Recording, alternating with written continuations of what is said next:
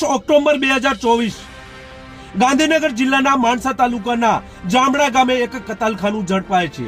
800 kilo ગૌમાંસ ઝડપાય છે, 11 ગાયો ઝડપાય છે। અખિલ ભારત હિન્દુ મહાસભાની જે ટીમ છે તેના દ્વારા પોલીસને જાણ કરવામાં આવે છે। પોલીસ ઘટના સ્થળે દોડી આવે છે અને ગૌ હત્યામાં સામેલ ઈસમો સામે ગુનો નોંધવામાં આવે છે અને ત્યારબાદ આ સરકારી જમીનમાં આ કતલખાનું ચાલતું હોવાની રજૂઆત તંત્રને 22 ઓક્ટોબર 2024 થી કરવામાં આવી રહી છે, પરંતુ આ કતલખાનું આજ દિન સુધી સરકારી જમીનમાં જોવા મળી રહ્યું છે, છતાં પણ તંત્ર દ્વારા કોઈ કાર્યવાહી કરવામાં આવી ન હતી। ત્યારે અખિલ ભારત હિન્દુ મહાસભાની ટીમ દ્વારા ગઈકાલે ગાંધીનગરમાં સરકારી તંત્રને લિખિતમાં કાર્યવાહી કરવા માટે રજૂઆત કરવામાં આવી છે, જેની આજે વાત કરવી છે।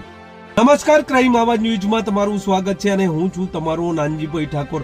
આમ તો 22 ઓક્ટોબર 2024 ગાંધીનગર જિલ્લાના માણસા તાલુકાના જામડા ગામે એક ગૌ હત્યા થતી હોવાની વિગતો અખિલ ભારત હિન્દુ મહાસભાને મળે છે અને અખિલ ભારત હિન્દુ મહાસભાના કાર્યકર્તાઓ તેમની ટીમ દ્વારા જામડા ગામે જાય છે અને જામડા ગામે જઈને જોવે છે ત્યારે 800 કિલો ગૌમાંસ ઝડપાય છે અને 11 ગાયો જીવિત ઊભી હોય છે। આ ગાયો તરસી છે, ભૂખી છે। આ કતલ કરનાર આ કસાઈ છે, એ કસાઈ આ ગાયોને કાપવાનો હોય છે। તેવામાં અખિલ ભારત હિન્દુ મહાસભાની ટીમ માણસા તાલુકાના જામડા ગામે પહોંચે છે અને ત્યાં જુએ છે તો એક પાકું મકાન છે। આ પાકા મકાનમાં 11 ગાયો બાંધેલી છે અને કેટલુંક ગૌમાંસ પડેલું છે। અખિલ ભારત હિન્દુ મહાસભાની ટીમ આ બધું દ્રશ્ય જુએ છે અને આ કતલ કરનાર ઈસમને આ ગૌ હત્યા કરવાની ના પાડે છે અને ત્યારબાદ પોલીસને ત્યાં બોલાવવામાં આવે છે। પોલીસ ઘટના સ્થળે દોડી આવે છે અને 800 કિલો જેટલું ગૌમાંસ ઝડપી લેવામાં આવે છે। આ ગૌમાંસ ઝડપ્યા બાદ જે 11 ગાયો બાંધેલી છે તેને પોલીસ દ્વારા આ અખિલ ભારત હિન્દુ મહાસભાની ટીમ દ્વારા આ ગાયોને છોડાવવામાં આવે છે। ગાયો પણ ભૂખી છે, તરસી છે, જેની ખાવા પીવાની વ્યવસ્થા અખિલ ભારત હિન્દુ મહાસભા સંગઠન દ્વારા કરવામાં આવે છે અને એક ગૌશાળામાં આ ગાયોને રાખવામાં આવે છે। પોલીસ પણ ઘટના સ્થળે દોડી આવે છે, ફરિયાદ કરવામાં આવે છે, FIR થાય છે, જેમાં લાલભાઈ સેનમાં અને એક જુહાપુરાનો વ્યક્તિ આ કતલખાનું ચલાવતા હોવાની વિગતો સામે આવે છે। આ સમગ્ર પ્રકરણમાં FIR નોંધાય છે, પોલીસ પણ કડક છે અને આ આરોપીઓને ઝડપી લે છે। ત્યારબાદ અખિલ ભારત હિન્દુ મહાસભાની ટીમ દ્વારા આ સરકારી જમીન ઉપર કતલખાનું હોવાથી કેટલીક રજૂઆતો સરકારી તંત્રને કરે છે, કલેક્ટરમાં કરે છે, સ્થાનિક તલાટીમાં કરે છે, TDOને કરે છે, DDOને કરે છે અને આ કતલખાનું તોડવા માટે રજૂઆત હોય છે। 22 ઓક્ટોબર 2024 થી માંડીને આજ દિન સુધી આ કતલખાનાની રજૂઆત અખિલ ભારત હિન્દુ મહાસભાના કાર્યકર્તાઓ દ્વારા તેમની ટીમ દ્વારા અલગ અલગ સરકારી તંત્રમાં કરવામાં આવી છે, પરંતુ આજ દિન સુધી આ સરકારી તંત્ર દ્વારા આ સરકારી બાંધકામ આ કતલખાનું જે બાંધકામ છે તે તોડી પાડવામાં આવ્યું નથી। ત્યારે ગઈકાલે ગાંધીનગરમાં અખિલ ભારત હિન્દુ મહાસભાના પ્રદેશના પ્રમુખ પ્રકાશભાઈ ઠક્કર દ્વારા તેમની ટીમ દ્વારા ગઈકાલે કલેક્ટર કચેરી, SP કચેરી અને DDOમાં લેખિતમાં રજૂઆત કરવામાં આવી છે। ગાંધીનગર વિભાગ, આંતરરાષ્ટ્રીય હિન્દુ પરિષદ અને હિન્દુ મહાસભાના સંયુક્ત ઉપક્રમે હું જણાવું છું કે ગાંધીનગર જિલ્લાના જામડા ખાતે એક કતલખાનું ચાલે છે। કેટલાય વર્ષોથી કતલખાનું ચાલે છે। હિન્દુ મહાસભાએ ઝુંબેશ ઉઠાવી છે। જ્યાં પણ એને લખવાનું થયું છે ત્યાં લખ્યું છે।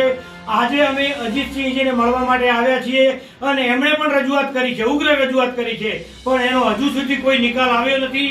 અને અમારી માંગણી એવી છે કે તમે કોઈ બી માણસોના ઘરો ઉજાડી નાખતા હો, તોડી નાખતા હો, તો આ કતલખાનું ચલાવનારનું ઘર કેમ તોડતા નથી એનું કારણ અમને જણાવો તમે. જય શ્રી રામ, જય શ્રી રામ.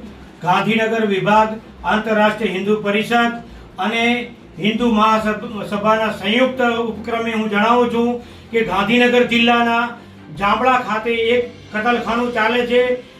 કેટલાય વર્ષોથી કતલખાનું ચાલે છે. હિન્દુ મહાસભાએ ઝુંબેશ ઉઠાવી છે. જ્યાં પણ એને લખવાનું થયું છે ત્યાં લખ્યું છે.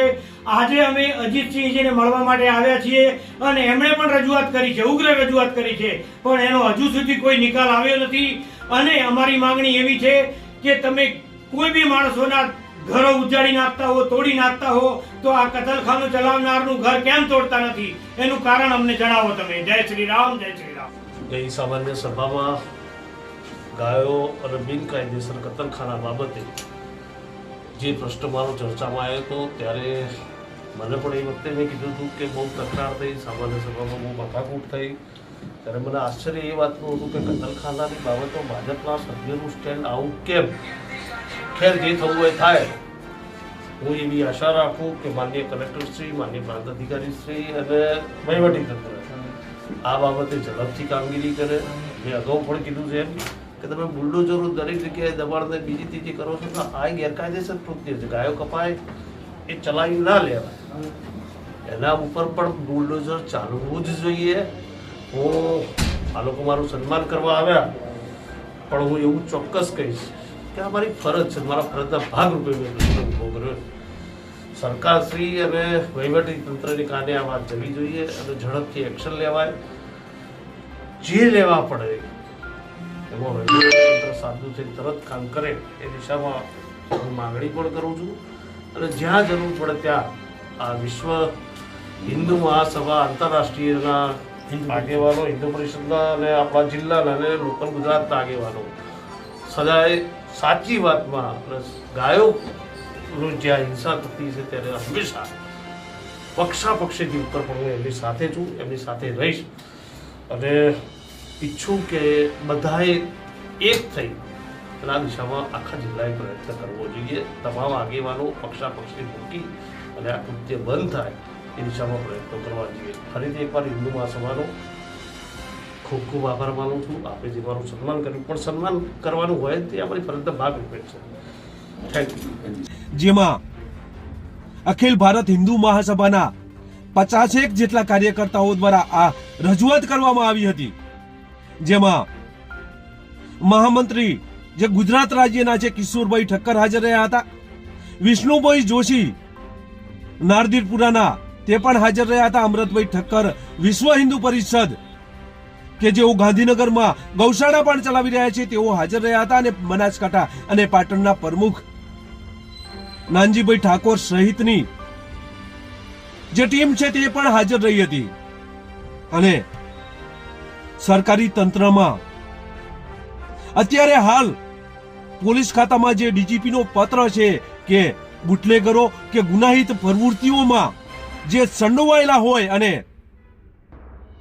જેની સામે કેસ થયેલા હોય તેવાના બાંધકામો ગેરકાયદેસર હોય તે બાંધકામો તોડી પાડવામાં આવે આવી પોલીસને સૂચના આપવામાં આવી છે. જેમાં આ કતલખાનું પણ ગેરકાયદેસર છે અને આ કતલખાના કરનાર ઈસમ છે તેની સામે પણ ગુનો નોંધાયો છે. જેથી આ સરકારી જમીનમાં આ કતલખાનું ચાલી રહ્યું છે, જેથી તેની સામે